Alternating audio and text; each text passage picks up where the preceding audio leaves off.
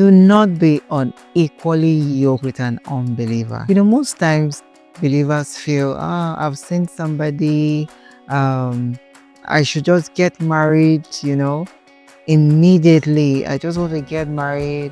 It's better I get married than committing fornication. When you have that at the back of your mind, you could just marry for the purpose of sex and not marry for longevity. You would suffer a broken home, especially when you marry somebody that both of you are not aligned on your values, your belief system, and all of that. Your religious beliefs are quite different. You may end up in a broken home situation. The other factor, which is one major factor that people neglect, is the aspect of spiritual neglect. A family that prays together stays together. When the husband, when the wife, when they are praying together, even differences are settled in the place of prayer. Challenges, your heart that was so heavy, you had a burden in your heart. When you go before God, you see that your heart is becoming more softened. You're not feeling the weight of the offenses anymore. Usually, when families neglect the spiritual aspect of life, they suffer a broken home. So, when you intend to get married, have plans to pray together.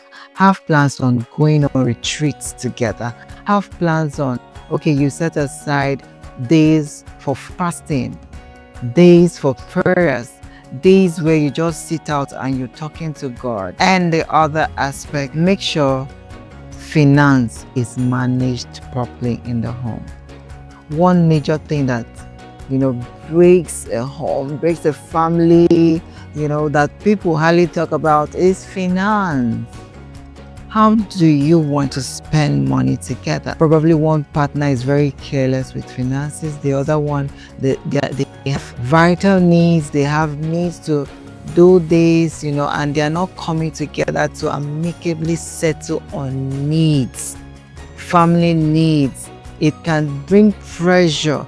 It can bring a disconnect that will make the family broken someday or within a short period of time. So talk about finances, discuss it. And another factor that leads to a broken home is when partners forget to pray against generational patterns.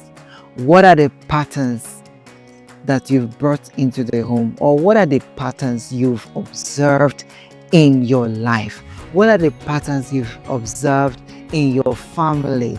You're starting up a new family. Break those patterns.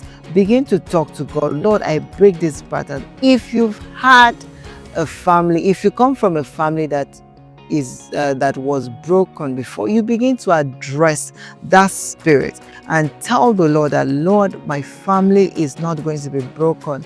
We're going to stay in unity. And if you are someone who watched your mother or your dad behave in a particular way, begin to pray over your life. Begin to address it. So both partners should address their generational patterns. What are the things that have destroyed homes before? What are the things that, break homes? Address it, call it by name, and begin to pray about it, address it in the place of prayer.